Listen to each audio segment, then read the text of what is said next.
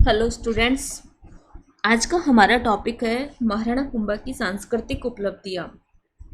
यह topic BA part second Rajasthan के इतिहास से लिया गया है। आज हम इस टॉपिक पे चर्चा करते हैं। पिछले वीडियो में हमने कुंभा की राजनीतिक उपलब्धियों पर चर्चा की थी और आज के वीडियो में हम महाराणा कुंभा की सांस्कृतिक उपलब्धियों पर चर्चा करते हैं। महाराणा कुंभा न केवल एक शासक के रूप में राजस्थान के इतिहास में प्रसिद्ध थे और अपना महत्वपूर्ण स्थान रखते हैं, वरन एक संगीतकार कह सकते हैं, एक शासक कह सकते हैं, एक योद्धा कह सकते हैं। तो हर क्षेत्र में कुंभा का राजस्थान के इतिहास में विशिष्ट स्थान है। मेवाड़ के राणाओं की विरासत में महाराणा कुंभा एक महान योद्धा रहे हैं, कुशल प्रशासक थे, कवि भी थे, संगीतकार भी थे। कई प्रतिभाओं के धनी होने के साथ साथ वह साहित्यकारों, कलाकारों को प्रसिद्धता भी देते थे, उनके शरणदाता भी थे वो।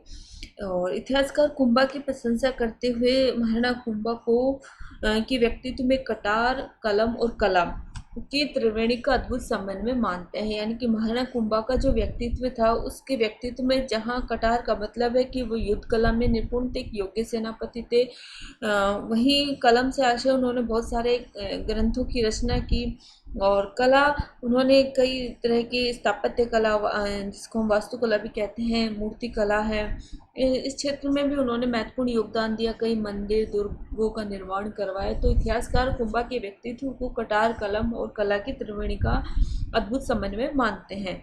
लगातार युद्धों में रहने के बावजूद भी कुंभा ने लगभग अपने शासनकाल के 35 वर्ष, जो उनका लंबा शासनकाल था, उस लंबे शासनकाल में न केवल उन्होंने मेवाड़ के साम्राज्य का विस्तार किया और अपनी आंतरिक समस्याओं को सुलझाया, उन्होंने अपने बाह्य रूप से मेवाड़ राज्य को शक्तिशाली बनाया, स्थायित्व प्रदान किया और उसका विस्तार भी किया। इसके साथ साथ उन्होंने, कुंभा ने अपने काल में सांस्कृतिक दृष्टि से भी मेवाड़ को सुसंपन्न किया। तो कुंभा का काल जो है वो मेवाड़ के इतिहास में सांस्कृतिक दृष्टि से स्वर्ण युग माना जाता है। निसंदेह हम कह सकते हैं कि इतिहास में कुंभा का जो स्थान एक विजेता के रूप में था, एक महान विजेता के रूप में था, उससे भी बड़ा और एक महत्वपूर्ण स्थान कुंभा का स्थापत्य और विविध विधाओं की उन्नति के जनक या पुरोधा के रूप में रहा है। बात करें सबसे पहले कुंभा ने किन किन कलाओं को प्रश्रय दिया और किन किन कलाओं के क्षेत्र में उन्होंने खुद भी कार्य किया, तो सबसे पहले हम वास्तुकला लेते हैं। कुंभा स्वयं भी वास्तुकला का और स्थापत्य कला का मर्मज्ञता और इसके संबंध में उसके द्वारा लिखित ग्रंथों से भी इसकी जानकारी हमें मिलती है। कुंभाकालीन जो सांस्कृतिक क्षेत्र में वास्तुकला का महत्वपूर्ण स्थान है, इस काल में मेवाड़ ने वास्तुकला के क्षेत्र में सर्वाधिक प्रगति की थी। और वास्तुकला को या स्थापत्य कला को हम 3 भागों में बांट सकते हैं: मंदिर, दुर्ग और भवन। यानी कि स्थापत्य कला के अंतर्गत कुंभा के समय में मंदिरों का भी निर्माण करवाया गया, दुर्गों का निर्माण करवाया गया और भवन भी बनाए गए थे। तो इस प्रकार अगर हम देखें, सबसे पहले मंदिर निर्माण के क्षेत्र में कुंभा का योगदान को हम जाने तो मेवाड़ में मंदिर निर्माण की जो परंपरा थी वो बहुत ही प्राचीन और गौरवपूर्ण रही है और कुंभा ने इस परंपरा को एक नवीन दिशा प्रदान की। हम बात करें कि बीके श्रीवास्तव कहते हैं कि उनके निर्माण कार्य के 3 प्रमुख केंद्र थे, चित्तौड़गढ़ में, कुंभलगढ़ में और अचलगढ़ में। यह 3 जगह उन्होंने प्रमुख रूप से मंदिरों का, दुर्गों का, भवनों का निर्माण करवाया था। कुंभाकालीन जो मंदिर हैं वो ज़्यादातर हमें नागर शैली में मिलते हैं, क्योंकि मंदिर निर्माण कला में 3 प्रकार की शैलियाँ होती है। पहली नागर शैली, दूसरी द्रविड़ शैली और तीसरी वेसर शैली। ये मंदिर निर्माण की 3 प्रमुख शैलियाँ हैं। जो उत्तर भारत में जो मंदिर निर्माण की शैली थी उसको नागर शैली कहते हैं और दक्षिण भारत में मंदिर निर्माण की शैली को द्रविड़ शैली कहते हैं। और इन दोनों का जो मिश्रण जो हमें मध्य भारत में प्राप्त होता है, जो मध्योत्तर भारत में हमें जो मंदिर प्राप्त होते हैं, उन मंदिर में जो हमें शैली प्राप्त होती है वो नागर शैली और द्रविड़ शैली की विशेषताओं को संयुक्त करते हुए हमें वहाँ पे प्राप्त होता है। तो वो शैली बेसर शैली कहते हैं, जिसको हम मिश्रित शैली के नाम से भी जानते हैं। तो कुंभाकालीन जो हमें मंदिर प्राप्त होते हैं, कुंभलगढ़ से, चित्तौड़गढ़ से, अचलगढ़ से, कई स्थानों से हमें जो कुंभाकालीन मंदिर प्राप्त होते हैं वो मंदिर नागर शैली के मंदिर थे। और नागर शैली के कि मंदिरों की विशेषता ये होती थी कि उनके जो शिखर थे वो ऊंचे होते थे और अलंकृत होते थे। जो शिखर होता था, मंदिर का जो शिखर होता है उसको अलंकृत अलंकृत किया जाता था। और इसके साथ साथ वो एक मंदिर जो होते थे ऊंची प्रसाद पीठिका पर बनाए जाते थे। कहने का मतलब एक ऊंचे चबूतरे पे उन मंदिरों का निर्माण करवाया जाता था। तो इन विशेषताओं के आधार पर कुंभाकालीन जो मंदिर है वो नागर शैली के मंदिर माने जाते हैं। इन इन मंदिरों में प्राय भूरे रंग के बलुआ पत्थर का प्रयोग किया गया था। और इन जो मंदिरों की विशेषताओं के अंतर्गत हम देखें तो जो गर्भगृह है जहाँ मूर्ति या प्रतिमा प्रतिष्ठापित की जाती है वो सादा होता है, उसमें किसी तरह का अलंकरण नहीं मिलता है। बाहर जो मंडप मिलता है वो अर्ध मंडप मिलता है हमें, इसके साथ साथ सभा मंडप होता है। और एक पथ दक्षिणा पथ होता है, गर्भगृह की चारों जो परिक्रमा देने के लिए एक रास्ता होता है वो उसको पथ दक्षिणा पथ कहते हैं, तो वो हमें मिलता है। साथ ही शिखर पे हमें आमलक मिलता है, मतलब एक कलश की आकृति का एक हमें वहाँ पे प्रतीक के रूप में हमें मिलता है जिसको आमलक कहते हैं। तो आमलक युक्त शिखर भी मिलते हैं। तो ये प्रमुख कुंभाकालीन जो मंदिर है, जो नागर शैली की जो मंदिर है उनकी प्रमुख विशेषताएं हमें मिलती है कुंभा के द्वारा बनाए गए मंदिरों में। गर्भगृह के द्वार जो खंड हैं, खंडों में और जो मंडप की छत है और स्तंभ हैं उन पर सुंदर मूर्तियों एवं कला के अन्य जो शुभ प्रतीक हैं जैसे स्वस्तिक है, कलश है, जो उसके पत्ते हैं, आम के पत्ते हैं, इसके अलावा गंगा जमुना की मूर्तियां हैं। तो इस प्रकार जो शुभ प्रतीक है उन सूर्य है, इन शुभ प्रतीकों का प्रयोग किया गया है। कहाँ पे? जो गर्भगृह के द्वार हैं उन द्वार के खंडों पे किया गया, मंडप की छत है उस पे किया गया, साथ ही जो स्तंभ है उस स्तंभ पर भी इन सुंदर मूर्तियों से और अन्य कला के अन्य शुभ प्रतीकों से उनको अलंकृत किया गया, उनको सजाया गया है। और बाह्य भाग में भी जो प्रसाद पीठ है जिसको हम चबूतरा बोलते हैं अपनी लोकल लैंग्वेज में, और जो मंडप है पर सुंदर कलाकृतियां हमें प्राप्त होती है। बाहर की जो मुख्य ताक होती, ताक जहाँ दीपक जलाए जाते हैं उसको हम कहते हैं। तो मैं विष्णु के विविध रूपों के वाली भव्य मूर्तियां हमें वहाँ की तत्कालीन कला समृद्धता का भी परिचय देती हैं। और इसका विशिष्ट उदाहरण हम कीर्ति स्तंभ में भी देख सकते हैं, जो पूरी तरह से जो हिंदू मूर्तियों का जयघर जिसको माना जाता है, वहाँ से भी हमें कुंभकालीन जो विष्णु की मूर्ति है, इसके अलावा अन्य कई मूर्तियों की हमें भव्यता वहाँ से पता चलती है। जो स्थापत्य कला की जो स्थापत्य कला वहीं से निखर के जो आ रही है वहाँ से भी हम देख सकते हैं। तो इस प्रकार ये जो भव्य जो मूर्तियाँ प्राप्त हुई है हमें वो कुंभकालीन कला समृद्धता का परिचय देती है। और ये कुंभा के समय में जो स्थापत्य कला का जो मुख्य सूत्रधार था वो था मंडल। ये जो राजकीय ये सूत्रधार था और इसने ये कहा कि पाषाण के मंदिर बनाने से अनंत फल की प्राप्ति होती है। यानी पाषाण के अगर हम मंदिर बनाएंगे तो हमें अनंत सुख या अनंत से शांति प्राप्त होगी, ये मंडन मानता था। कुंभा के जो बनाए गए मंदिर थे उनकी अगर हम चर्चा करें तो उनके जो प्रसिद्ध मंदिर हैं वो श्रृंगार चवरी और कुंभ स्वामी के मंदिर हैं। चित्तौड़गढ़ दुर्ग में स्थित मध्यकालीन स्थापत्य का जो उत्कृष्ट उदाहरण है वो कुंभ स्वामी मंदिर है, जो कालक्रम की दृष्टि से सबसे पुराना माना जाता है। लगभग 1445 से 46 ईस्वी के लगभग कुंभ स्वामी का मंदिर मानते हैं। यहाँ ये इम्पोर्टेंट है, श्रृंगार चवरी और कुंभ स्वामी के जो मंदिर है वो कई बार कंपटीशन की दृष्टि से भी पूछे गए हैं, तो ये इम्पोर्टेंट है। ये कुंभा के द्वारा बनाए गए प्रमुख मंदिर है, जिसमें कुंभ स्वामी का जो मंदिर है ये चित्तौड़गढ़ दुर्ग में स्थित है और ये कालक्रम की दृष्टि से सबसे पुराना मंदिर माना जाता है, जिसका कालक्रम लगभग 1445 से 46 ईस्वी माना जाता है। मतलब कुंभा के समय जो मंदिर बनाए गए थे उन मंदिरों में सबसे प्राचीन मंदिर कुंभ स्वामी का मंदिर माना जाता है। ऐसा माना जाता है कि कीर्ति स्तंभ जो है वो इसी मंदिर का एक भाग रहा है। इसे मध्यकालीन मंदिर स्थापत्य का उत्कृष्ट उदाहरण माना जाता है। जैसे कि इतिहासकार मानते हैं कि वास्तव में जो कीर्ति स्तंभ है वो चित्तौड़गढ़ दुर्ग का एक तिलक है। यानी कि इतिहासकार ये कहते हैं कि कीर्ति स्तंभ भी कई हिंदू जो मूर्तियां हैं प्रतिमाओं से अलंकृत है। और ये मानते हैं, कई इतिहासकार ये मानते हैं कि कीर्ति स्तंभ मानो ऐसा लगता है जैसे कि वो चित्तौड़गढ़ दुर्ग का तिलक हो। इसी प्रकार कुंभा ने अचलगढ़ के समीप कुंभ स्वामी का मंदिर बनवाया था, जिसमें भगवान विष्णु के 24 अवतारों की प्रतिमा लगी हुई है। आबू में भी कई कुंभकालीन मंदिर हमें वहाँ पे मिलते हैं। उदयपुर के निकट एकलिंग जी के मंदिर में जो कुंभ मंडप है उसका निर्माण भी कुंभा ने कराया, जो आजकल मीराबाई के मंदिर के नाम से जाना जाता है। यह तत्कालीन भी मूर्ति कला और स्थापत्य कला का अद्भुत नमूना है। और इस मंदिर की जो बाह्य रतिकाएं हैं उनमें नरसिंह, वरा और विष्णु तीनों की जो मूर्तियां हैं वो उत्कीर्ण हैं।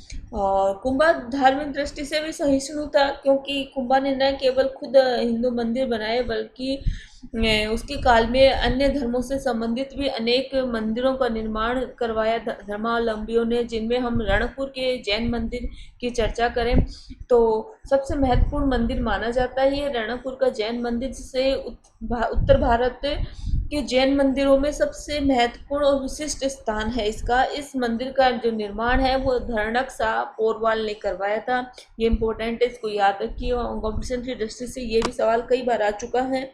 रणकपुर का जैन मंदिर कुंभा कालीन है और कुंभा के समय में ये बनाया गया है। और इस मंदिर का जो निर्माता है वो धरणक शाह पोरवाल थे।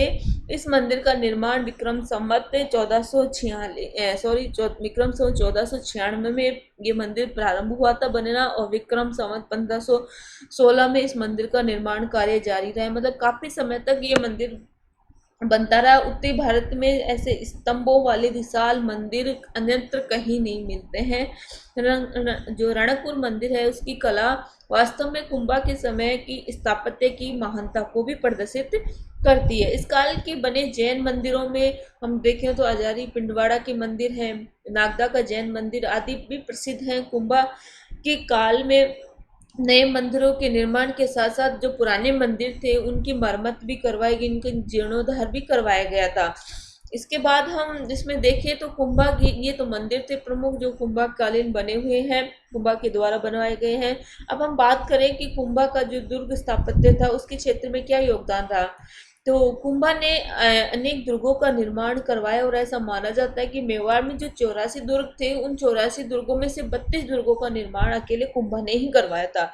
इन दुर्गों का न केवल स्थापत्य कला की दृष्टि से महत्वपूर्ण है ये दुर्ग, वरन इन सामरिक महत्व भी ध्यान रखा गया इन दुर्गों में। तो सामरिक दृष्टि से भी ये दुर्ग महत्वपूर्ण है। अपने राज्य की जो पश्चिमी सीमा है और सिरोही के जो तंग रास्ते हैं उनको सुरक्षित रखने के लिए और उनकी नाकाबंदी करने के लिए सिरोही के निकट कुंभा ने एक बसंती दुर्ग का निर्माण करवाया। तो इस कई बार क्वेश्चन आ चुका है, इसको भी याद रखिए। बसंती दुर्ग राजस्थान के किस जिले में स्थित है, तो सिरोही में स्थित है। और इसके अलावा उन्होंने जो मेरों ने काफ़ी संकट पैदा किया था कुंभा के लिए, और कुंभा ने मेरों का दमन भी किया था। तो मेरों के प्रभाव को रोकने के लिए कुंभा ने मचान के दुर्ग का निर्माण करवाया था। तो भीलों की शक्ति को नियंत्रण रखने हेतु भूमट के दुर्ग का निर्माण करवाया। केंद्रीय शक्ति को पश्चिम में अधिक सशक्त और सीमांत क्षेत्रों में सैनिक सहायता पहुंचाने के लिए विक्रम संवत 1509 में आबू में अचलगढ़ के दुर्ग का निर्माण करवाया था। तो इस प्रकार जो विभिन्न दुर्गों का निर्माण कुंभा के द्वारा करवाया गया विभिन्न समस्याओं के निदान के लिए, जिसमें बसंती का दुर्ग जिसका निर्माण करवाया था अपनी जो सिरोही और पश्चिमी सीमा को सुरक्षित रखने के लिए, तो मेरों के दमन के लिए मचान का मेरों का जो प्रभाव था उसको रोकने के लिए, उनका दमन करने के लिए मचान के दुर्ग का निर्माण करवाया। तो भीलों की शक्ति को नियंत्रण रखने के लिए बहुमठ के दुर्ग का निर्माण करवाया कुंभा ने। वहीं अपनी पश्चिमी सीमा को सुरक्षित रखने के लिए और पश्चिमी सीमांत क्षेत्र के जो प्रांत थे वहां तक सैनिक सहायता पहुंचाने के लिए अचलगढ़ के दुर्ग का निर्माण करवाया था।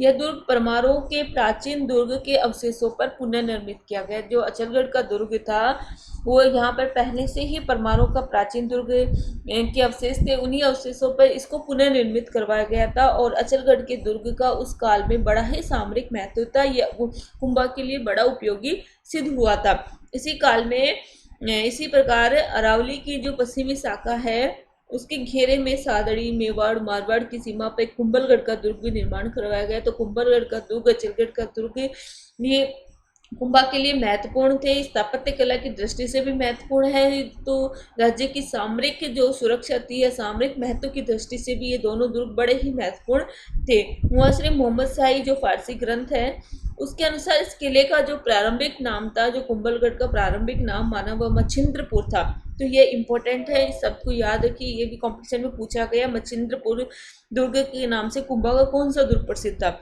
जिसके पुनर्निर्माण महाराणा कुंभा ने 1443 में आरंभ करवाया। 1458 में ये पूरा हो गया था, जिसे कुंभलगढ़, जो मच्छिंद्रपुर दुर्ग था, उसको कुंभलगढ़ का नाम दिया था।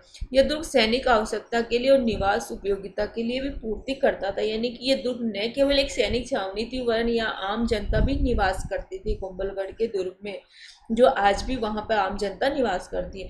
कुंभलगढ़ के अलावा महाराणा ने चित्तौड़गढ़ दुर्ग को भी पुनः निर्मित करवाया था। इस दुर्ग के जो 7 द्वार थे, कई बुर्जे हैं, उनके घेरों का निर्माण कर उनको सुरक्षित करवाया था। ऊपर जाने वाले सकरी मार्ग को रथ जाने योग्य चौड़ा बनवाया। वही उसने सुप्रसिद्ध कीर्ति स्तंभ भी वहाँ चित्तौड़गढ़ दुर्ग में कीर्ति स्तंभ भी बनवाया था। कर्नल टॉल्ड के अनुसार कुंभा ने निश्चित ही सुदृढ़ दुर्गों से सुसंपन्न करके अपना नाम चिरस्थायी कर दिया। अचरज है कि विभिन्न दुर्ग, मंदिर, जलाशय, भवन आदि का निर्माण कराने वाले कुंभा के स्वयं के निवास स्थान में उतनी भव्यता नहीं थी, बल्कि उसका निवास स्थान अत्यंत ही सादगी और साधारण और सात्विक था। कुंभा द्वारा कराए गए अन्य जो निर्माणों में तालाब ले सकते हैं, जलाशय आदि का भी निर्माण करवाया उन्होंने। बसंतपुर को भी पुनः बसाए, वहीं 7 सुंदर जलाशय भी बनाए। तो कर्नल टॉड ने भी जब राजस्थान के इतिहास लिखा तो उन्होंने कहा कि कुंभा ने कई भव्य मंदिर बनाए और उनको कई सुंदर सुंदर कलाकृतियों से सुसज्जित करवाया, किंतु जो जिस स्थान पे कुंभा स्वयं निवास करते थे वह एकदम सादगी लिए हुए था, एकदम सात्विक था। उस निवास स्थान में किसी तरह का अलंकरण नहीं करवाए। ये बात खुद कर्नल टॉड के द्वारा कही गई है। इसके बाद में अगर हम मूर्ति कला की बात करें, कुंभा के द्वारा जो कुंभा युग में जो मूर्तियां बनाई गई उनकी बात करें, तो स्थापत्य कला का मूर्ति कला से गहन संबंध होने के फलस्वरूप कुंभा ने मूर्ति कला के क्षेत्र में भी उत्कृष्ट विकास किया। कुंभा के समय में मूर्ति कला जो थी वो उन्नत अवस्था में थी। चित्तौड़गढ़ दुर्ग स्थित जो कीर्ति स्तंभ है वो की संज्ञा एक मूर्तियों के शब्दकोश के रूप में उसकी संज्ञा दी जाती है, जिसको मैंने आपको बताया हिंदू देवी देवताओं का अजायब घर भी कहा जाता है। पूरे कीर्ति स्तंभ में विभिन्न देवी देवताओं की मूर्तियां स्थापित की गई हैं। प्रवेश द्वार में जनार्दन की प्रतिमा है, याद रखिए इसको। पहली मंजिल की ताकों में अनंत, ब्रह्मा, रुद्र की मूर्ति हैं। जो प्रमुख पार्श्व है वहाँ पे हरिहर और अर्धनारीश्वर तथा इसके दोनों ओर 2 स्त्री मूर्तियां हैं। इसी प्रकार प्रत्येक मंजिल पर विभिन्न देवी देवताओं की मूर्तियां स्थापित की गई है। तो इस प्रकार इसको हिंदू देवी देवताओं का अजायब घर भी कहते हैं, या फिर कीर्ति स्तंभ की संज्ञा एक मूर्ति कला के शब्दकोश के रूप में भी जानी जाती है। कला की दृष्टि से कर्नल टॉड कीर्ति स्तंभ को कुतुब मीनार से भी श्रेष्ठ मानते हैं, और फर्ग्यूसन ने कीर्ति स्तंभ को रोम के टार्जन के समान स्वीकार किया है, किंतु वह इसकी कला को टार्जन से भी अधिक उन्नत बताते हैं। कुंभस्वामी के मंदिर की मूर्तियों का जो तक्षण है वह भी उच्च कोटि का है। एक लिंग जी की जो मंदिर की में जो निर्मित कुंभ मंडप है उसकी बाह्य जो भित्ति यानी दीवार है उसकी तीनों रथिकाओं में नरसिंह, वराह, विष्णु भाव की प्रतीक 3 मूर्तियां बनी हुई है। आर.सी. अग्रवाल का कहना है कि इन प्रतिमाओं का निर्माण महाराणा कुंभा के राजकीय सूत्रधार मंडन के निर्देशन में हुआ होगा, क्योंकि इन मूर्तियों में क्रमशः 8, 12 और 16 हाथ है, और तथा उनका जो स्वरूप है वो मंडन के वास्तु शास्त्र ग्रंथ रूप मंडन में वर्णित विष्णु, अनंत और त्रिलोक के मोहन के रूपों के अनुरूप है। और यानी कि खुद ये इसके बारे में आर.सी. अग्रवाल ने यह मत व्यक्त किया है कि जो मूर्तियों का निर्माण है वो किस जो राजकीय सूत्रधार था कुंभा का मंडन, उनके निर्देशन में मूर्तियों का निर्माण हुआ है, और इसका अनुमान उन्होंने मंडन द्वारा रचित जो वास्तुशास्त्र ग्रंथ है रूप मंडन, और उसमें मंडन ने विष्णु के अनंत और त्रिलोक के मोहन रूपों का जो वर्णन किया है उस वर्णन के अनुरूप ही ये मूर्तियां हमें प्रतीक होती है, प्रदर्शित होती हैं, उनके समान हमें ये लगती हैं। तो आर.सी. अग्रवाल ये मानते हैं कि इन मूर्तियों का निर्माण स्वयं मंडन की देखरेख में हुआ था। उदयपुर संग्रहालय में सुरक्षित 20 हाथों वाली प्रतिमा भी कुंभाकालीन ज्ञात होती है। कुंभा की जो राजकीय सूत्रधार थे उन्होंने न केवल दुर्ग स्थापत्य कला के क्षेत्र में योगदान दिया, वरन उन्होंने मंदिर और मूर्तियों के निर्माण में भी अपना विशिष्ट योगदान दिया। तो आज के वीडियो में इतना ही। अगले वीडियो में हम कुंभाकालीन अन्य कला के अन्य क्षेत्रों के बारे में हम चर्चा करेंगे। धन्यवाद।